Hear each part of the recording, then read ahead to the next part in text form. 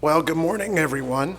I'm Alberto Sandoval, Senior Director of Community and Government Relations for UCI.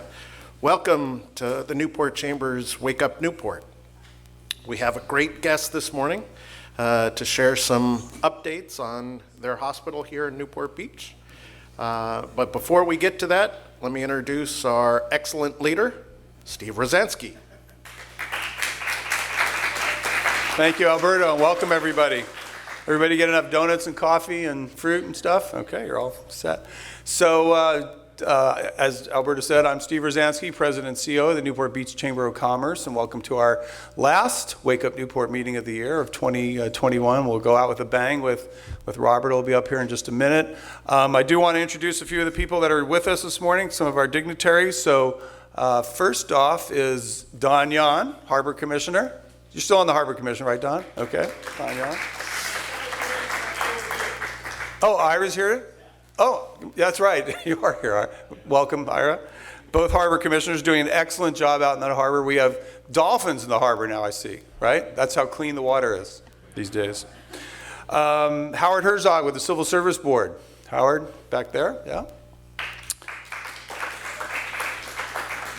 Paul Watkins with the Board of Library Trustees.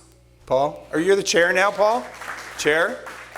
They just had a big victory Tuesday night at City Council. They signed their MOU at the city. We're going to have a beautiful new lecture hall as you come in to the courtyard to the left there, right? Is the courtyard still going to be there, right?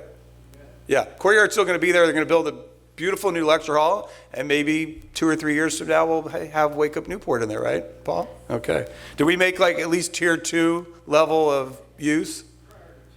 Priority 2? Okay. Priority 1? We need priority 1. Okay. We need to be with the city and the library and the chamber in that order. Okay. Pierre Swan with the Irvine Ranch Water District. Planning for the drought. Pierre assures me if you live in Irvine, you'll have plenty of water coming out of your tap, and even parts of Newport Beach and other areas in the county. I also want to introduce, as I typically do, starting about this time of year, we have a few people that are running for offices here. So first off, with us this morning is Diane Harkey. Came up from South County.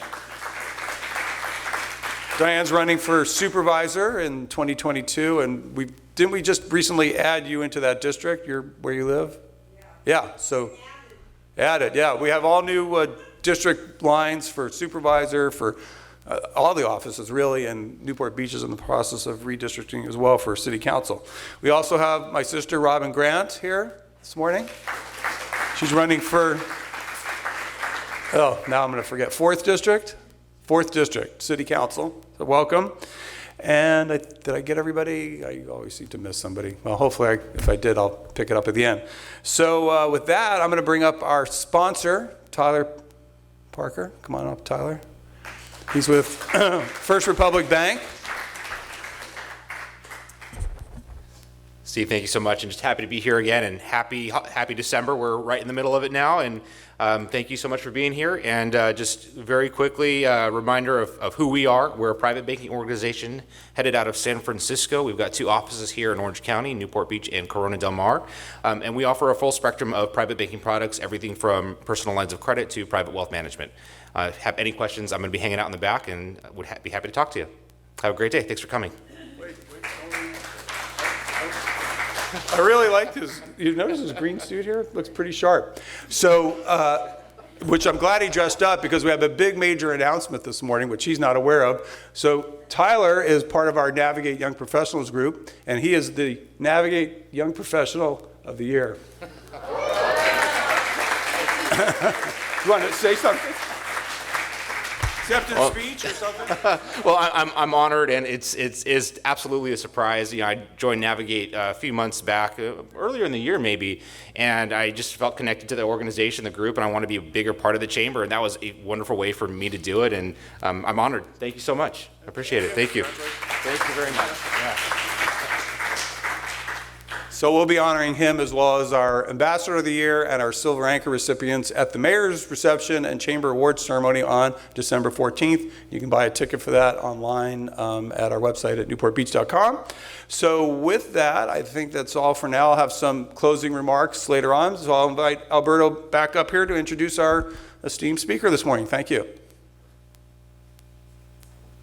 Thanks, Steve. Welcome. We're looking forward to your talk. So, Robert Braithwaite is President and CEO of Hoag Memorial Hospital Presbyterian and responsible for all aspects of hospital operations and quality of care. Robert also leads their philanthropic efforts, directing the Hoag Hospital Foundation. In addition, he's responsible for the provisions of hospital-sponsored outreach services to achieve community benefit goals as determined by their board of directors.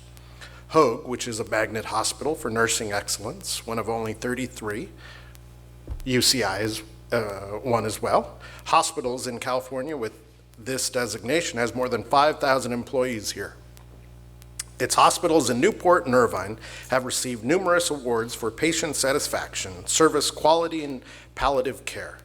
A graduate of Brigham Young University, great win over USC, received a bachelor's degree in health management and promotion and his master's degree in health services administration from ASU. Mr. Braithwaite has supported and served numerous community organizations throughout his career, including SOS Clinic, South County Chamber of Commerce, and several youth-related sports organizations. A native of Southern California, Mr. Braithwaite enjoys several outdoor-related activities, including landscape photography, golf, and water sports. Welcome, Mr. Braithwaite. We look forward to your talk.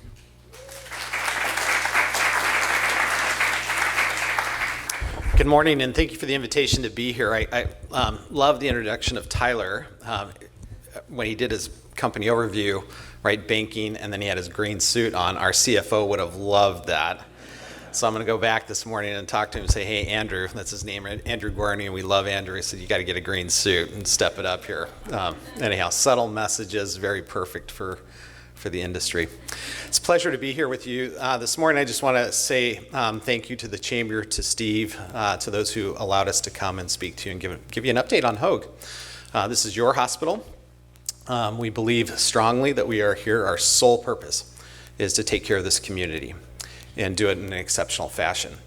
And unique to Hoag, when compared with a lot of our colleague organizations across the state of California, our board of directors is deeply passionate about quality of care. In fact, if you were to attend our board meeting, and some of you have, most organizations would probably spend, they're about 4 to 5 hour board meetings.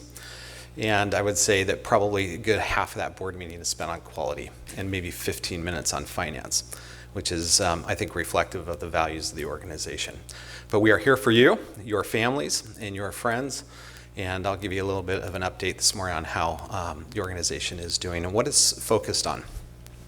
So first off, I've been at Hoag for almost 30 years, started as an intern at Hoag, and have held a lot of different positions throughout my career at the organization. But there has only been 2 weeks, and that's a true statement, 2 weeks in that entire 30 years where something hasn't been under construction at Hoag. And that was during a Christmas holiday and back in the early 1990s. Since that time, the organization has been very dynamic, responding to the evolution of healthcare and certainly the needs of this community. And so it's been an organization constantly under change and growth.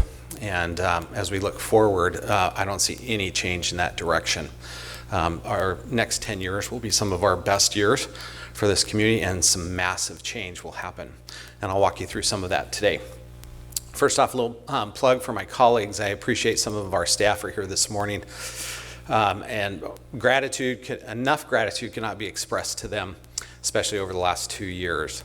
They were phenomenal during this pandemic and what they did for our community, and heroes in many ways. But this is probably, thank you.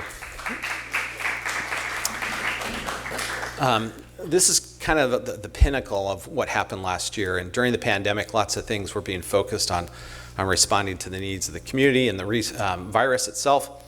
And yet, as you look at in the institution and how it performs over time and how it performs relative to the about 5,200 other hospitals across the country, where do you rank, right? How do you perform clinically? And so U.S. News and World Report does extract data from Medicare and some other sources, and then they kind of rank institutions. And they have 17, now 18, as of about 2 weeks ago, 18 areas that they focus in on. They see how you're doing clinically, what your outcomes are, and then they rank you and put you in, in certain deciles. Hoag was one of only 11 hospitals in the entire country to rank in the top decile in all 17 areas where they measured clinical performance. And when you look at that list of institutions and who's there, it's some of the best in the world with Mayo and Stanford. And anyhow, it's just a testament in my mind to the dedication of the clinicians, the nurses, the doctors, and the board for focusing so much of their resources and effort on making sure that this community has the best to offer in healthcare. We have a whole bunch of other awards that the institution does receive year in, year out. We do not focus on these. They're products of the overall performance of the institution. Probably the only one that we focus on is the safety aspect of the institution. That is the one where we just drill in and make sure that what we're doing and how we're doing it is top drawer in every respect. So with that behind us, I want to spend most of my time talking about technology. Towards the end of the presentation, we might talk about some facility expansion. But what is happening in healthcare is really about technology these days and the changing nature of how healthcare is delivered. In many ways, it has changed dramatically in the last just couple of years. And so we're going to walk you through some of that today. First off, to give you an example, and there's no way to be able to share with you the comprehensive nature of all the technological advances that are occurring in all the various different specialties, but I'm going to focus on a few. This is a gentleman by the name of Dr. Gary Unlaner. Up until about 2 years ago, Gary was at Memorial Sloan Kettering in New York City, one of probably 3 of the world's experts in the area of molecular imaging and molecular therapy. And so Gary joined us about 2 years ago. Moving him and his family to the West Coast because he saw the opportunity at Hoag and also saw the need to bring some of the clinical trial work that they had been doing at Memorial Sloan. And with him, we developed what we call the Molecular Imaging and Therapeutics Center, which is basically a comprehensive therapy center, imaging center, which allows him to diagnose cancer at its earliest phases. And I'll give you an example of what that might look like. Here you see on this, slide what a millimeter might look like. A 1 millimeter from a measurement perspective is the sharp end of a pencil tip. That's how small 1 millimeter is. A crayon tip is about 2 millimeters, and then an eraser tip or eraser on the end of a pencil is about 5 millimeters. And when it's 10 millimeters, you can see it's about the size of a pea. There's an almond, and then of course you can see a lime at 50 millimeters. And so when you look at traditional studies, scans that you find at any institution, this is a CT scan up here on the slide, depending upon how big the tumor is, you oftentimes, if it's in the small 1 millimeter, 2 millimeters, even 5 millimeters, you cannot find it with traditional imaging scans. So a lot of people will say, hey, my scan was clean, therefore I don't have cancer. That is not a true statement in some cases. They just can't see the cancer with the best imaging that's available technologically. And so what Dr. Unlaner does is he actually goes down to the molecular level. And he finds he has radioisotopes. He takes that radioisotope, and that radioisotope reacts with, or when it touches, it finds cancer cells, not necessarily clusters or tumors, but it finds cells, and it links it with what they call a binding agent, another radioisotope. So you get radiation, a small dose of radiation, you link it to another, what they call a binding agent, and at the cellular level, it will find the cancer cells. And so even though you can't see it on imaging, we can find it through a molecular, specific target. So here's what you can see. The standard CT is on the right, and then on what we call a PET CT, you can kind of see, hey, that little light at the very top of the image, that is the cancer cells starting to light up. So we can't see it on CT, but if you put it over on the PET CT and use some of the radioisotopes, you can actually find it and know that it exists at the molecular level. What's great about this is now we can not only can we find it, but we can attach yet another radioisotope and actually attack it and kill it at the molecular level. So here's a great example of this in practice. On the right-hand side, the dark spots that you can see like on the rib cage, that's cancer. That we can see. But when you actually do it under molecular imaging on the left-hand side, you can see that it's a lot of cancer. This is a patient that has significant metastases. And so historically, you could probably treat this with radiation doses and things like that on the left-hand side. Very different treatment plan. And so this type of imaging and therapy affords us to get at cancer treatment at a level that 2 years ago was non-existent in the state of California. And again, it's all technology-based, right? And he is doing a lot of clinical trials with the NIH to actually explore which radioisotopes work for different types of cancer care. And so we talk about this on our website, we talk about it in community lectures. Obviously, it's something, if you have a friend or family that's got certain cancer types, this is definitely something that they should be checking out. This is another piece of technology, brand new to Hoag. I think when we opened this up earlier this year, it was about the 11th install site in the world. It's a combination of putting radiation or a linear accelerator, so radiation therapy, and they match it up and marry it up with an MRI. Why is that important? Well, when people receive radiation, it's high doses of radiation targeted at a body part to actually kill the cancer. The problem is not all body parts are at perfect, in a perfect plane. You have respirations that move the chest, your heart beats, right? You have blood vessels that move. And so by matching up the radiation dose with an MRI that can actually move, can keep an image going, they can actually move the radiation with the body's movement, natural movement. Again, very sophisticated technology which really helps treat, target, and kill cancer. You all have heard this before. We've been doing robotic surgery now for almost 10 years. This month we'll finish our 20,000th robotic surgery case. We continue to expand the indications and do more and more robotic surgery. Why is it important? It's important because oftentimes when we use the robot, the precision that is afforded to the physician or the surgeon when they use it, the robot versus their hands, goes exponentially up, protecting vital structures, allowing us to access points that we can't get to with a normal surgical approach. And candidly, oftentimes our patients, when they have a robotic surgery, if their normal course of care is 3 to 4 days in the hospital, we literally send them home that night, day of surgery. Total change in how someone receives a surgical intervention. We have 9 of these at Hoag, and probably rank in the top 3 in the United States by way of surgical capabilities.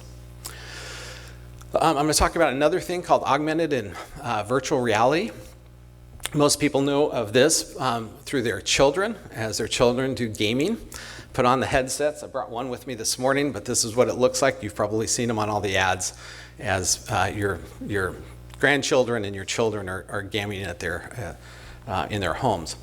However, this technology is also used in medicine and has been a really important development. Some of the technology is being, the technology was first introduced into medicine through actually the Israeli government. It's a lot of the same technology that they use to teach fighter pilots on how to do simulation flights with fighter jets. And so you take that same idea, right, and you can simulate a air combat moment in a headset or through a simulation. And we thought, I should say they said, couldn't we simulate a surgical environment? Couldn't we simulate something that is perhaps in a totally another industry? And so this is our lab. It's called surgical theater. What we do is we take image studies like an MRI from a patient. They then put it into the computers in this lab, very sophisticated computers, and run it through a whole bunch of processors, and ultimately render an image. And that image becomes 3D. So instead of a 2D scan that you see on most MRIs or CT scans, we then now have a 3D rendering. And what it allows us to do is it allows us to see everything in an immersive experience in a three-dimensional way. You put on the headset and now all of a sudden it becomes a four-dimensional. You can literally stand inside your own brain or inside your own head and see your own anatomy. Now, why is this cool? It's cool because it lets the surgeons and the patients see exactly what the tumor looks like, in this case, a neurotumor, where it's located, and what structures need to be avoided. Now, what we've found is as we deployed the technology at Hoag, we're one of the very first institutions in the United States to do this, was 25% of the time when a surgeon goes to plan a surgery, after they use this technology, they change the whole surgical approach because they have more information available to them. The benefit to the patient is the patient gets to see exactly what needs to happen. And the educational value to the patient increases significantly. In this particular case, the surgeon was going to go in right above the eyebrow. And as he started to fly through this and see the vital structures that he needed to navigate and pass through, decided, too complex. And ultimately, the day before surgery, after he had practiced, he decided to go in through the side because he was going to miss more vital structures and had the opportunity to remove the tumor more cleanly. Does that make sense? So this technology was rolled out first in neurosurgery, and we thought, wow, this is changing our ability to actually perform surgery in a more expert fashion. And so now we use it for thoracic surgery, cardiac surgery, prostate surgery. Our doctors, along with their patients, get to experience and in many ways practice the surgery 3-4 times before they actually get into surgery. Once they get in, they know exactly what to expect and where things are. So let me give you another example. In fact, I'm going to pass this one. This is just a graphic that shows at the very bottom, the orange bar. You can see how it's significantly higher than the blue bar up at the 10. This is patients finally understanding what surgery or what's going to happen to them pre and post their experience with VR. Just a significant improvement. But here's a tumor, and what you see on the left-hand side is what the surgeon normally sees at any healthcare institution when they're doing surgery. That is the tumor, and it looks just round and red, right? If you come over here on the right-hand side and you overlay the structures that they have seen using this, what we call surgical theater technology, you can start to see some of these vital structures like LON, left optic nerve. If you go over to the left-hand picture, you cannot see the left optic nerve. But if you cut through that, they're blind permanently, right? Right optic nerve over here on the right-hand side, you can't see it on the unaided piece of this. And so it has really significantly enhanced our surgeons' ability to actually do surgery safely and actually get better resection of tumors and things that ail the patients. I'm going to pass through these just for the sake of time. Not only are we using it to help in surgery, we're actually using the technology in therapy. Another commercialized product, which was released this last year, is called Nurture VR. Nurture VR is a technology which allows a mom, once she gets pregnant, she'll receive her goggles or her headset, and bottom line is she can experience her own pregnancy inside her womb and work with the patient, see her pregnancy over time. Now, why is that important, right? Prenatal health is the major determinant of complications and morbidity in infants, right? So if we can help mom get educated about her baby and she gets to experience it, firsthand, her ability to actually engage and participate and do everything that she needs to do to create the perfect environment for that little one goes up tremendously. So you can see the application of the technology. We're starting to do it in cardiac health, starting to do it in cancer care, you name it.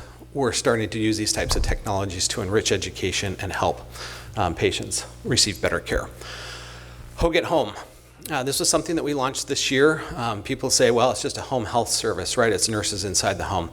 And we realize we believe that is not the case. We absolutely now can send Hoag nurses into your home to provide care in the home. But where care is going is lots of care now is moving to the home environment. We don't need the patient to be in the hospital. In fact, there are 28 significant conditions that we can now treat inside the home, and the patient never has to come to the hospital anymore.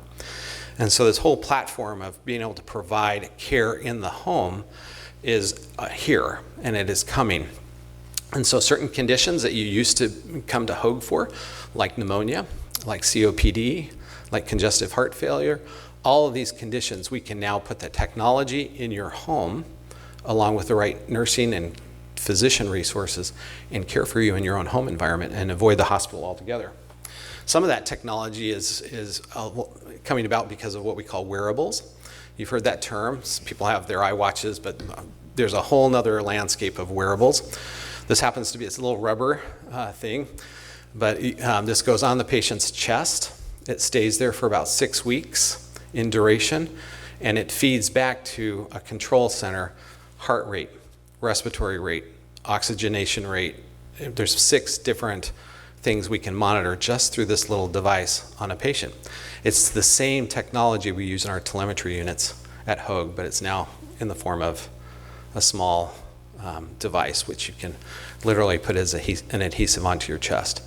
That allows us to take care and monitor a patient and know how the patient's performing and doing. And if they need intervention, we've got a nurse right there or a physician right there, and we can do it. That is the platform for Hoag at Home. We have our little cars going around the county now with our nurses and team. We can actually put a physician and do put physicians inside patients' homes. Kind of feels like Dr. Welby from years ago. You all remember, some of you might remember that. But so here are the services underneath the Hoag at Home umbrella. We have physicians now that go inside the patient's home, a whole service with doctors in your home. We have a home health, which is the traditional nurses in your home. We have home hospice, and then coming in 2023 is actually the hospital in the home, where we can avoid the hospitalization and provide the same technology and care in your own home going forward. Who's doing this? There's a few institutions across the country doing this, but this is the trend. This is highly desirable by many of our patients. They just feel more comfortable in their home environment, and if it's safe, which we can now do, they'd much rather be there than be up on the 7th floor of Hoag Newport. And this is what the control room looks like, where we're monitoring all these patients in the home environment. All right, new models of care. We're also, physical facilities are not going away. We still need them. So this is our new facility on Jamboree campus here in Newport Beach. It used to be an old bank building. And there's a whole different approach to how we deliver in-person care, which my colleague here is going to walk you through in just a second.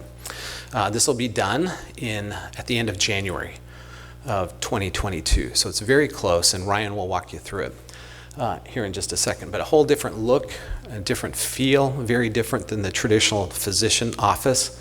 And with that, I'm going to introduce you to Ryan Romero. Ryan is here. He is part of he is a principal in our digital team.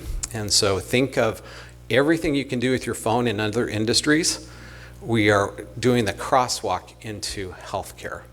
And a lot of this care we can now do via your smartphone. And Ryan and Thomas here sitting with me at the front are leading that effort with their team on behalf of Hoag. So I'm going to introduce Ryan. He's going to walk you through what that is, and then I'll close it up.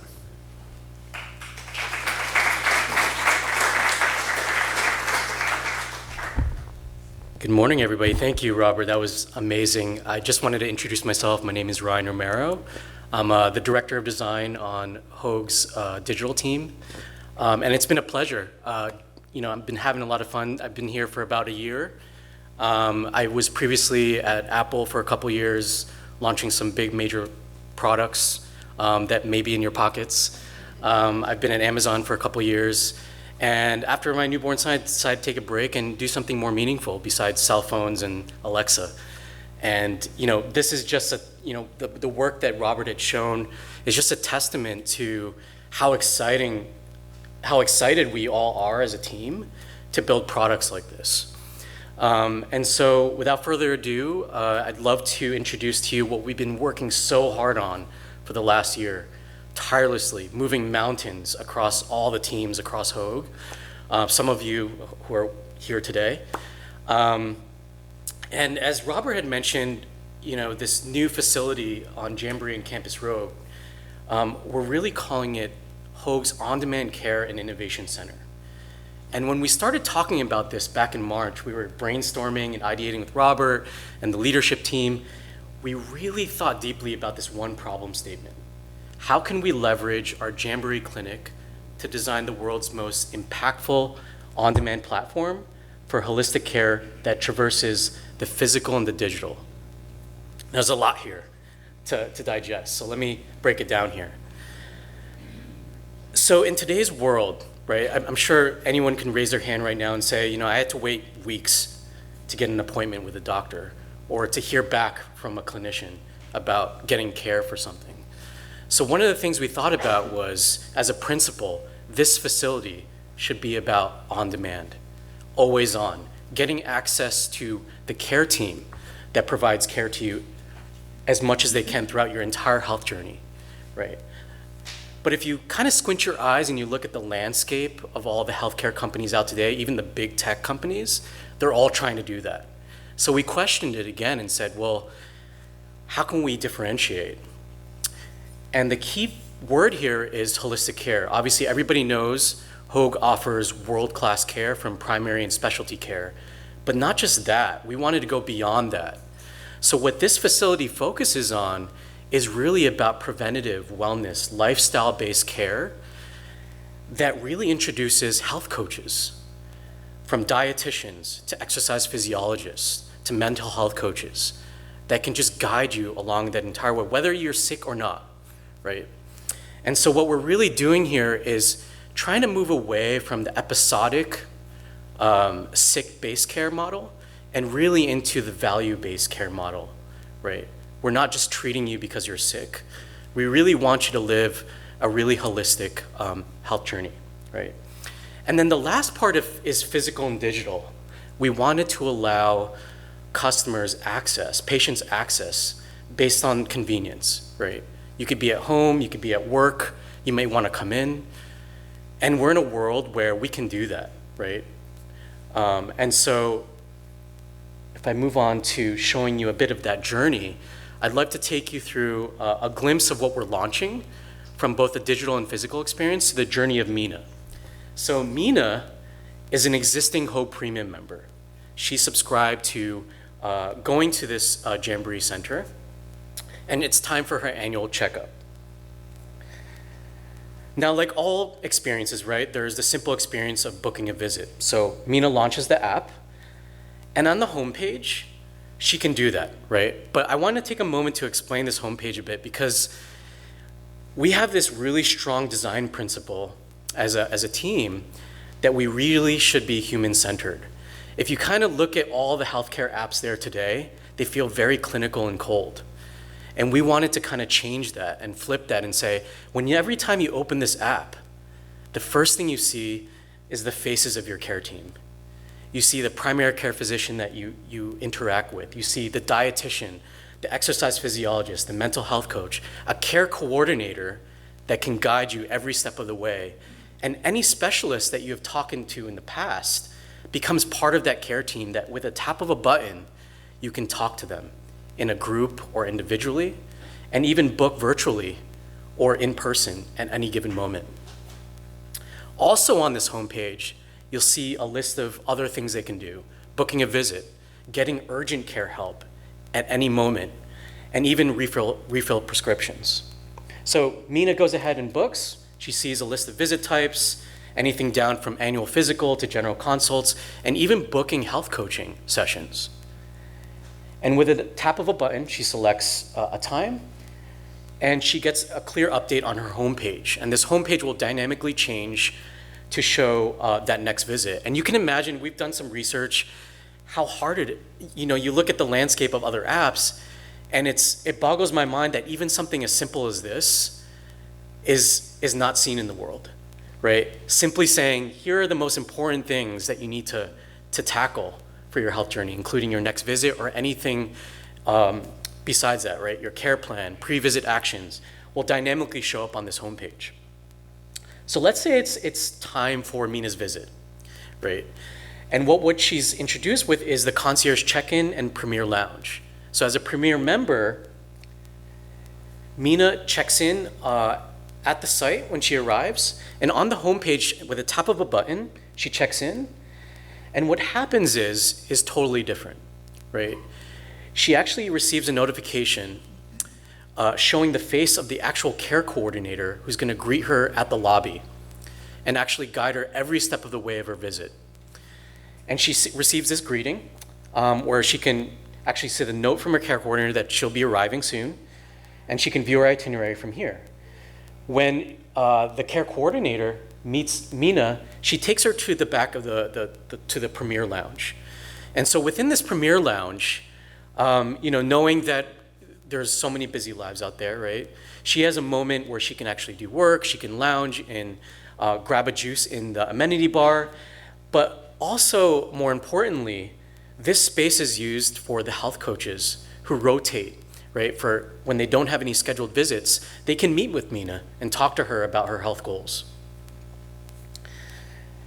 Now, the most important part of this experience is the tailored care plans with continuous coaching, right? One of our key principles with this experience is continuity of care. So when Mina meets with Dr. Yu, who's the primary care physician, they actually sit down and they don't just talk about what's wrong with them. They go deeper from a behavioral aspect level, right? They interview and they say, what's your intention? Why do you really want to get better, right? And they collaborate on that intention. And from these notes, both clinical and from a behavioral aspect, the health coaches take that and they start to build a care plan, super tailored to every patient, writing down comments and specific actions they can take, and even adding Hoag created resources, videos, and articles that will be shown in the application of the patient. So once that care plan's created, Mina actually has a notification within the app, right? So from the homepage, she can access that care plan. And when it's the first time accessing this care plan, she sees what we call as a love letter. So most of us today, I'm sure you could raise your hand and say your care plan was a piece of paper that got lost in the garbage or in the mail, right? We're changing that. The first time you interact with your care plan, you receive a personal message from your care team that says, hey, we're here with you, right? And it's that human touch that will go a long way with building that relationship with that provider, with us, right? And so after you click View Care Plan, you can now dive deep into the care plan dashboard. And here, Mina can actually dive into all the lifestyle pillars that their coaches had invested in, right? Anything down from exercise to nutrition, as well as mental health, along with the medication and any vitals that we're tracking. And at the top of the page, what's awesome here is that at the top of a button, Mina can actually message that entire care team and ask questions, right? And so this is an example of, diving into one of those lifestyle pillars for exercise, right? Which Mina can view comments from her coach, see weekly trends based on how she's doing, and even view some actions and resources. And every week, what's awesome about this is it just doesn't stop there, right? The care team will check in on her every week to make sure she's adhering to her care plan and adjusting that care plan based on her needs. And continuously talking, it's that collaboration that we feel like this is that special moment where Mina can actually message back and forth between everyone on that care team, right? Including the specialists, including the dietitians and the exercise physiologists, and they can share notes and share resources along the way. Now, when it comes to, one of the biggest problems in healthcare today is, when you get a referral, right, to a specialist, something goes wrong, and you might have to wait 3 to 4 weeks out till you meet with them. What we wanted to introduce here as part of our on-demand care program is this live Hoag specialist meet and greet referrals. So you can imagine Mina, might be wrong with her stomach. She's not feeling well. Well, she gets a referral right away from her doctor to see a gastroenterologist. And instead of waiting weeks or even months, her care coordinator books a meet and greet virtually in the comfort of her home.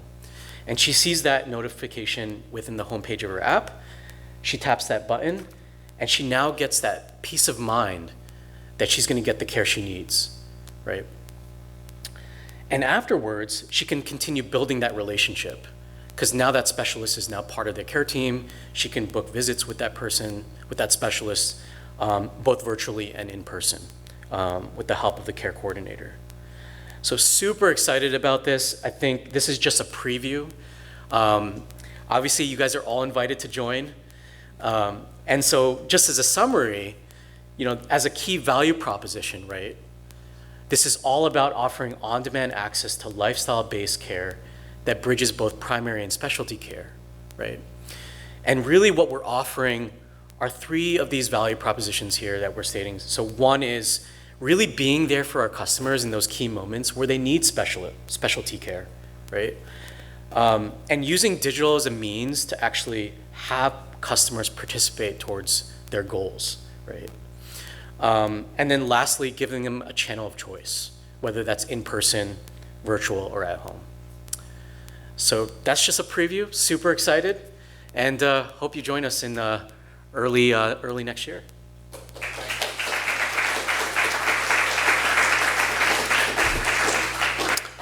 So you can kind of see how these worlds of extreme specialty care begin to marry up with community care and how you can bring these worlds together.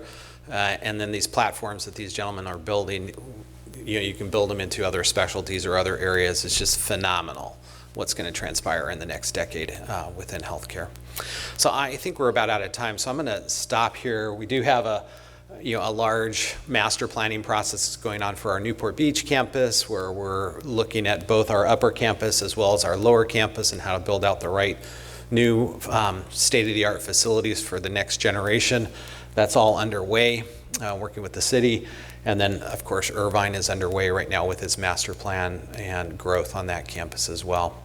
And so let me just conclude by one of the questions we get a lot when we go speak is, who benefits from all of this, right? And the base or the root of that question is about money. And the answer is no one owns Hoag Hospital. The community owns Hoag.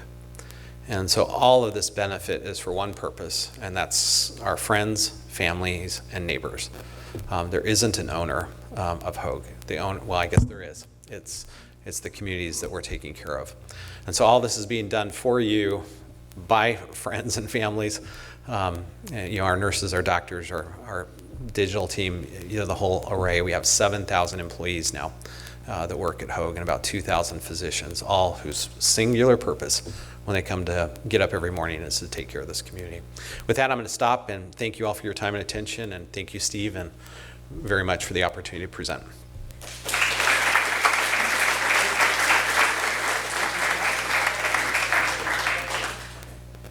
So he has a couple minutes left, so if there are any questions. Yeah, well, thank you very much for the presentation. Hoag is a phenomenal facility and great leadership with what you have going. State of the art across the board. My question is, you've probably seen some of these signs around town, Free Hoag, you're familiar with your relationship with Providence Healthcare, and how some doctors are complaining about their inability to give unfettered treatment to our beautiful women in Orange County and Newport Beach. So what is your current position in regards to eliminating that relationship and moving in another direction where we have complete control, like you said, of our community so that the doctors can give the treatments to women that they need, including family planning? You bet. Great question. So that journey that you reference has been going on since June 19th of 2019. And I will, probably 40% of my day is spent on that, just so you know. And I'm optimistic that we are moving towards a moment when Hoag will be independent again in this community. And so I'm not going to give you an exact time frame, but I'm encouraged. There's constructive, productive conversations going on, and I feel like we're gonna get there. And then I get 40% of my time back to focus more in on this community and do more things that you saw here today. That's great, thank you. You bet. Thank you. What's the entry protocol for getting into this on-demand system? Is it paid, or is it your doctor sort of part of it, or how does that transfer to the patient? Yeah, great question. So there'll be different ways to enter into it. And what we're going to ask for, I mean, you can see this is like so game changing for healthcare, right? We're going to ask for a lot of patience in the community because we're figuring it out too. And our first initial launch point will probably be a kind of a monthly investment to get into this. We're going to learn, but as we learn, we will scale it because technology's easy to adapt to all environments once you get the infrastructure built. And so we'll take aspects of this and scale it across the entire community. Think of those care plans, right? For the first time, right, in Orange County, we'll have the ability to personalize and individualize care in a way that we've never had before. Patients won't walk out anymore from any institution with pieces of paper that says, here's your generic discharge instructions. It'll be customized to them, not only for that condition, but for a healthy life. And we have some of these tools to do it, all individualized to you. And so it's coming in different ways. And as Ryan said, January is our for Q1 of 22 is our launch point. It'll happen out there.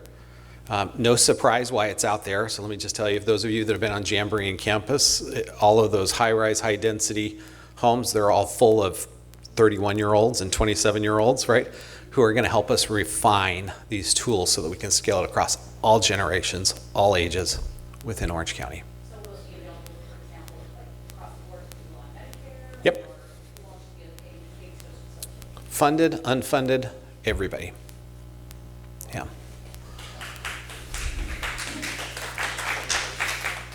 Was a long-term member of the community whose mother-in-law, daughters, granddaughters have all worked at Hoag as candy stripers or raising money through the Assistance League or whatever. You know, I am very supportive of the gentleman over here whose comment is, and your assurance is helpful. But what's going to happen with our ability to pay for all this stuff? You know, many of us are on PPO kind of programs. Are we switching away from PPO? What's the structure for reimbursement going to be like on a going forward basis? I'm kind of confused about that. Yeah, so I don't see any change in the, I'm going to call it in the health plan landscape in the short term. You know, obviously there's been legislative efforts around Medicare for all or single payer systems, and we'll watch what happens on a national level with that, but I don't see any changes to health plan products, PPOs, HMOs, Medicare, Medicare Advantage. I don't see any changes in the near future. So how does a PPO pay for this premium care? Is it okay to pay a monthly fee and that's reimbursed through the PPO? Could be. We're working with, don't know yet. This is all brand new. I can tell you I've met with Anthem, Blue Shield right now. United's coming up. And we're working with them on, is this a benefit they want to cover in their health plan? And I can tell you Blue Shield right now, highly interested. Probably will. Anthem, question mark. But again, they're just learning about this. They're just starting to see this. And so with some more time, more education, they'll start to probably wrap their arms around it. By the way, they love this because it helps members, their members. The cost down. Yeah, that's correct. Yeah. You mentioned that you're doing lots of studies on the molecular level. My question is, are you doing anything on the cellular level, especially on a subset of that, like mitochondria, because if we can fix mitochondria, then not only we fix the cell, but we also fix that part of the body. And if we can really fix that and do a study on that, then there will be no diseases or fix the diseases. Great question. So Hoag is not, because we're not scientists per se.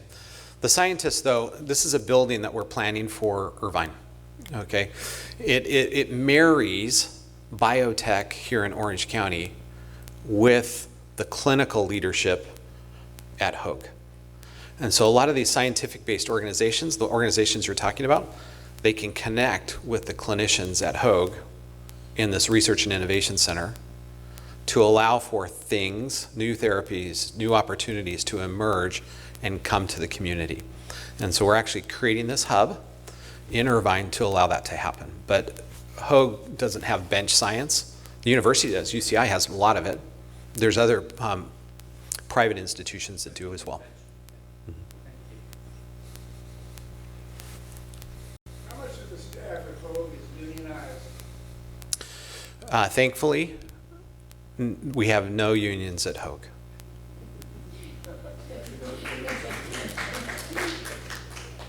Bob. Robert, the Medicare Advantage plan, I think I saw something on recently at home, I got something that Hoag offers. Are you familiar with that? I am. Will that tie into the new plan, the new program? Yeah, great question. So I think what you're referring to is alignment. Right. Yeah. So one of the things I'm really happy about is Hoag is starting to exert its influence in the health plan space. Historically, what has happened is Blue Cross, Blue Shield, United, they bring the health plan products and they say, this is what we're offering to the community, and then they ask Hoag to adapt to it. Does that make sense? And that's what the patients get to. That's what the community gets. Now we're having conversations, including alignment, where we sit and jointly develop that health plan product for the community based upon what our physicians are telling us their patients need. And alignment's a good example of that, where we're starting to shape the plan product according to what we believe and what we hear the patients need, not necessarily what the health plan wants to offer. Alignment's the first one. It'll be offered in January 1 of 2022. It has kind of a black card type of approach. Again, it's for all Medicare beneficiaries that are in the fee-for-service model. But Anthem Blue Cross is going to launch one in January of 2023 with a PPO product on the commercial side. And in fact, that one probably will bear the Hoag name. It will probably be called Hoag's Health Plan. Again, shaped by Hoag over the course of 2022. We'll introduce that with Blue Cross in January of 2023. Yeah. Steve. I'm going to take the last question here. Okay. So, a beautiful facility there, and I know you're building the one, I think that's Newport Beach, the corner there where you're building the holistic center that's opening in January. Yes. But are there any plans for new facilities on the actual Hoag campus, on Coast Highway and Superior? Yep. I know you have a significant amount of entitlement, and actually I think the city council just extended your entitlement for another 10 years. So, any plans for? It did. So this is looking at, on the far left is the Women's Pavilion. This is an updated version of what we call the West Tower today. That's part of it. As you get to the lower campus, here's Pacific Coast Highway, and you can see all these buildings on the front row of what I call the front row of Pacific Coast Highway. All of that is brand new, including, right now it's a parking structure. If we rip the parking structure out, right there at the in front of that turning basin, and put in some new facilities, in that space. This is all part of the master plan of Newport Beach, which is one of the reasons why we're very grateful to the City Council for allowing us that window so that this can emerge and come to pass for the residents of Newport Beach. Okay.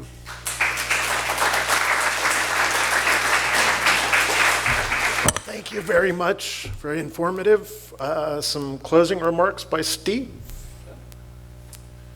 So, Yeah, as you can see, we're very fortunate here to have Hoag as well as the other UCI and City of Hope here in Orange County. You know, they're all building new hospitals. We're all going to have world-class medical service, and I want to thank Robert for being here. I know his schedule is very busy. I grabbed him at some meeting this summer. I said, "Oh, you got to speak to Wake Up Newport," and so luckily he found some time in his schedule for us. And great presentation here, and I'm sure we all look forward to taking advantage of these opportunities as the need arises.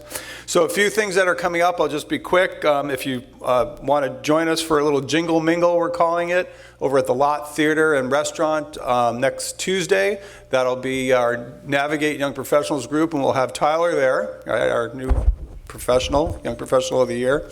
And our women's group, Inspire, will kind of be mingling together, so please join us for that. All these events, by the way, you can find on our website at newportbeach.com.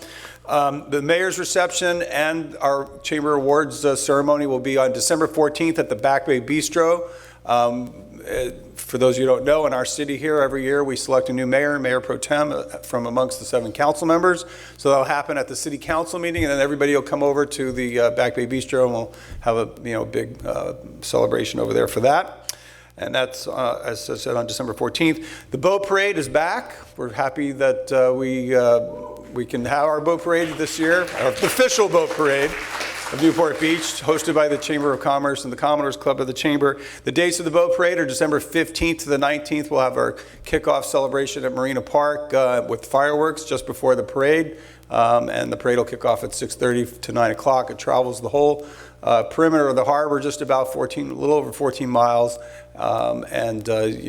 Please come down and see it. It's really kind of amazing when I'm on the lead boat there, and you're passing by these public docks, and literally they're about an inch off of the water because there's so many people. One person shifts, they're all going to go in, I think. Yeah.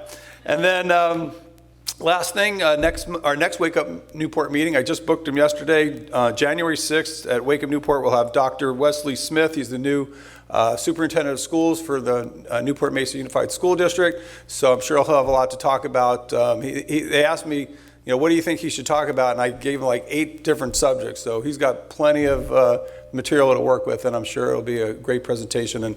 And he's fairly new to the district, so it might be your first opportunity to see him. So we wish you all happy holidays. Yes? Government affairs? Government affairs, yeah. We talked about that actually at our executive committee yesterday, and we will be bringing that back in January at some point. The third Thursday of the month in January. And I think it'll be in person again. So we're looking forward to doing that. And last but not least, I did miss 2 dignitaries that are with us. Gerald Capel in the back there on the Library Foundation, as well as Dorothy Larson is here with us. They're the ones that are going to raise the other 50% of the money to build that lecture hall where we're going to have our meetings. So make sure you put us at the top of the list for booking that place. Thank you all. And grab some donuts and coffee and fruit on the way out, please. We don't want to take it with us. Bye-bye.